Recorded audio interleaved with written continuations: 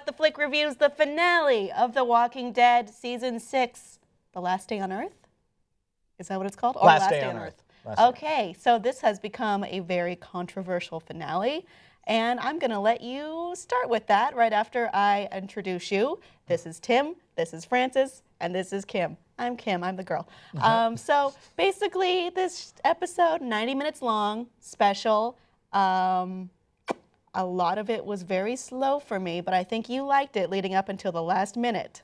Okay, so I'll say a couple things here. I liked most of this episode. I thought it was well paced. I thought it was well constructed. Some people will hate me for saying this, but I think that it reminded me a lot of 33 Minutes from one of the best episodes of Battlestar Galactica and best episodes of television ever made.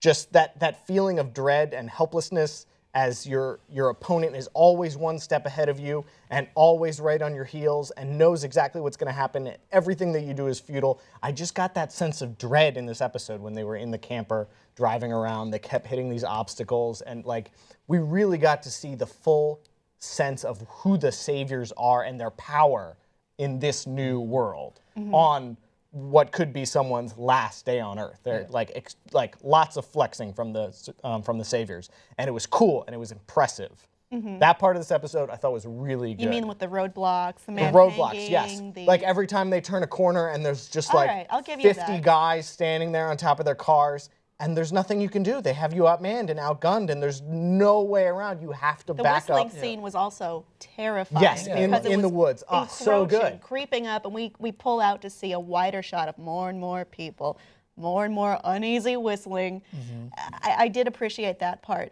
What do we feel about Carol and her journey out, and Morgan following her, finding the horse, finding the knights, wishing for death? There was nothing wrong with that storyline. It's the reason I had to sit through a 90-minute episode. Because had we just stayed with the camper, would have been a tight, 45 to 60 with commercials and exciting. I think that if the previous two episodes, the filler episodes, I would say, that were leading up to this false suspense, that they had to create this scenario. You weren't here the last time, Tim, but this is what I was stating they were trying to do. In the last episode is taking away crucial members of the group to create some sense of vulnerable, point of view in the group where they're outmanned, outnumbered, and they don't have their strongest personas. I think if they still had everyone in their group, it would have given it a better effect if they had everyone who was still outmanned by the saviors and still outsmarted by the saviors. I feel like the last couple episodes were just not needed, just to kind of weaken the group, but the saviors would have outnumbered them anyway and would have forced them into that area of weakness no matter what, because they had their plan set out from the get-go. So I feel like the last two episodes were kind of a waste. I feel like we didn't get any really idea on what was going on with Daryl and Glenn. I think in that group, I think that was the idea. I was really hoping to see more from Daryl and Glenn, and we barely saw.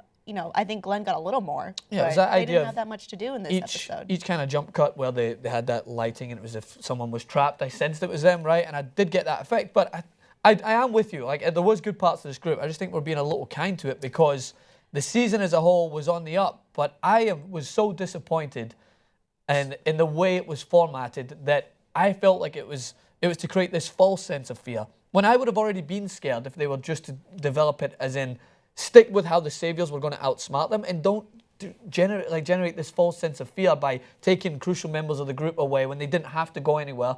Like removing Carol when she didn't have to do that. Like, there was all movements that members of the group wouldn't do in their normal state of mind. So let's talk about that. And it's more than just the last couple episodes. It's the last 8 episodes. It's this whole half season. All the actions have led up to this scene in the woods with 11 people on their knees. Lots of questionable decisions, lots of strange, unexplainable things happening. Not smart decisions. To lead to this scene. This is the scene that we've been building up for 8 episodes. The introduction of Negan, the introduction of Lucille. Somebody's going to die. It has to be one of these 11 people. They went through great lengths to get these random 11 people here. Not and random. There's no payoff. Okay, here's the thing. We've been building up to the end of the season with Negan. We've been primed to fear him, to expect something terrifying, and then we get it. There's no payoff. We have his honey sweet, delivering of, oh, that sucks, man. That's not cool, and we think, oh, he's not so bad. Negan is someone we're supposed to hate immediately because he takes someone we like away from us and someone the group loves away from them.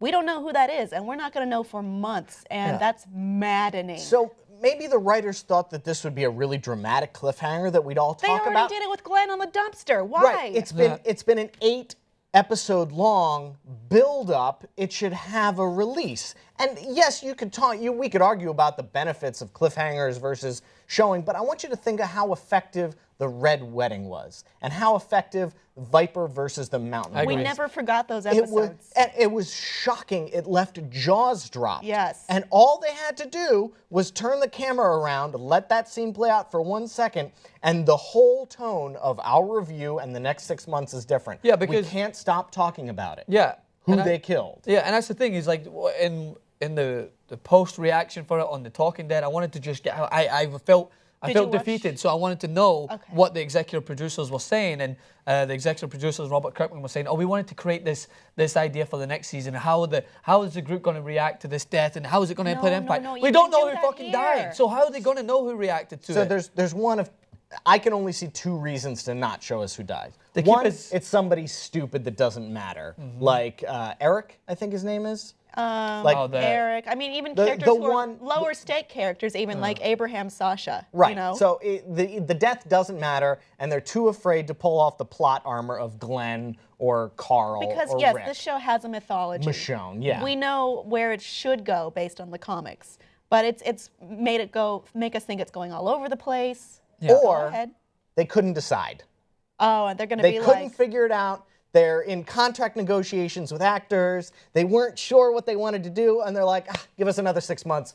We'll decide, and it'll be great, I promise. And by the way, I'm not just like one of the fanboys that needs to see the blood, guts, and gore of each season finale, right? But if you're going to play into that, then at least follow through with it, right? And it's not like the Saviors outsmarted the group and are so petrifying that they have every corner covered to the point where the group had nowhere to go. It was the group's stupidity that led them into that vulnerable situation. So I'm not afraid of Negan's group, because I think they can be overcome, because if Rick's group were just a little bit smarter and didn't act solely on reaction and were a little bit more rational, they could have come up with a plan. So it was there how irrational they were from 4 or 5 episodes back, from Carol and her runaway bride scene, and then because of Daryl's reason to try and deal with Denise. These are out of character, I would say, actions that forced them into this situation. So I thought it was a little shortchanged. I was thinking, okay, right, the Saviors obviously are a little bit scary. And by the way, I loved the actor for Negan. I thought he was great. I thought the acting saved the episode. I think for the first time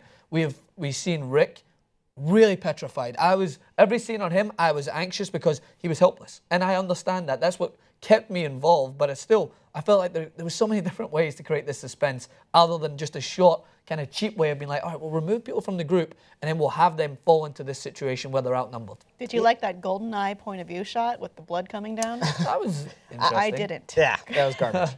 I'll disagree with you a little bit, Francis, because I think they did a good job of showing how strong the Saviors are and how menacing they are, with a stellar performance by not only Jeffrey D. Morgan, but also Stephen Ogg, Trevor from Grand Theft Auto. Yeah. Oh my gosh, that was Trevor? Right? So good. Right? How scary was he at every turn? Hey, I hope you're treating your group well. It'd be a shame if today was the last day.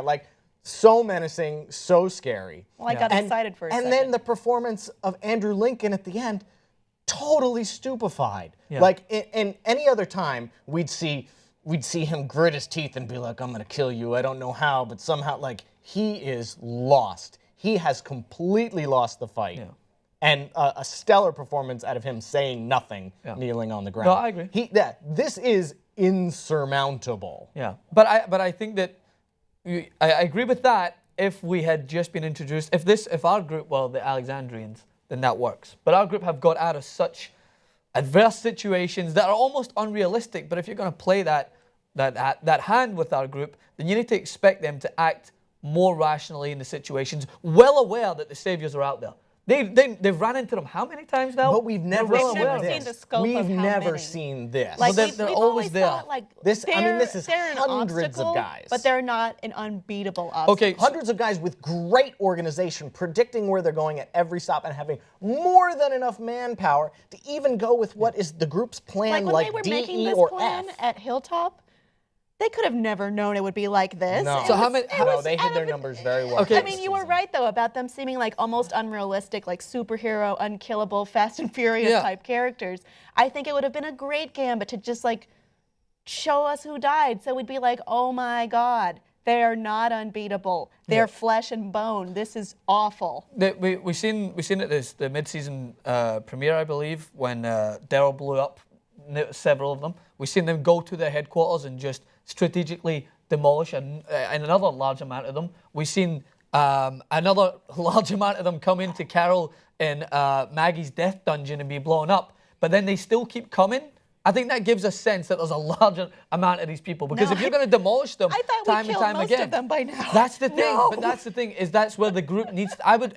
If you're attacking a group, an antagonist who keeps coming back into your grounds, then you must have this thought that there might be a bunch of them, or they're very strategic, because why else would they keep coming back? Like the Governor's group, they attacked them all at once, and we've seen their firepower all at once. But the Saviors consistently were putting themselves in the front line of fire against Rick's group. So I thought, if you're Rick's group at this point, who have been around the block several times, you should be aware that this group have definitely got an edge. There's something there about them that you need to be strategic. You can't chase out the group and go and try and avenge Denise's death just because you find it hard to deal with. And I thought Daryl would have understood that a little bit more and not put them into that situation. So I might just be a unique perspective on that and think that it was a little shortchanged. I would have liked to see them overcome Rick's group at full strength and not just be given this kind of vulnerable, easy option to take over them.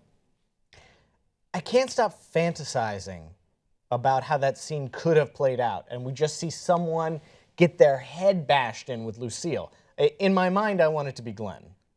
And how powerful that scene would be, and the different conversation we'd be having right now. I think it's certainly written because Glenn made the biggest mistake during the line 'em up thing by freaking out over Maggie. Rick also made a mistake. I mean, it was Pea Pants City. What are you going to do? Thanks, Tim. Very evocative. Who do you guys want it to be? I felt myself going into this, I would be thinking about that, but now I'm just thinking, doesn't matter. It doesn't matter. I feel it doesn't matter. I mean, it may not even be decided. It may not even matter at this point. I wish I would have something to talk about who got killed and why this matters and what can happen next. But the stakes are gone. I feel, that's a good point to make. I feel like at the end, if they showcase someone like Glenn face the punishment and the wrath of Negan, then it would have kind of tied everything up and be like, okay, they have actually paid the punishment of being irrational and making decisions that they shouldn't have. And Glenn now would be the one who would go down, a significant character. It would be horrible in front of everyone's eyes. We'd be like, oh my God, they're so weakened now. How can they possibly bounce back? But as you mentioned, they've kind of shortchanged us where we're like, we don't know who it is and we don't really care anymore. I don't think I care. I mean, they've gone into season 7. Yeah, it's going to be interesting to see who they decide, but I have got a small feeling that it is going to be a character that isn't as significant. Someone who we don't like as much. Not just not Abraham, like, but you don't. Sasha and Eric. Abraham and It Sasha. sounded like a man breathing, but you know what? Again, I think these clues don't mean anything. They set up and a bunch. they wanted to give us just enough clues that we could talk about in the next 6 months. I don't feel motivated. They set up enough. I don't care. They did standard Walking Dead style where they set up enough story arcs during the episode to make us think that it could have been Abraham, or it could have been Eugene because he suddenly felt a sense of they did have that togetherness scene where he was happy that he was being involved, Those and are we all both knew low-stakes where he was going, driving an RV around by himself. How is that going to pan out? That's the thing, and it could be any of those guys, and I still feel like at the end it's not going to have the same effect it would have had as if they just had some balls. No balls. No balls. Correct you are. More balls needed for The Walking Dead Season 7, which we will talk about maybe if we're not all full of hatred in a few months. Calm down by that point. Okay, audience, discuss. Good acting, though. Have fun. We'll see you later, maybe.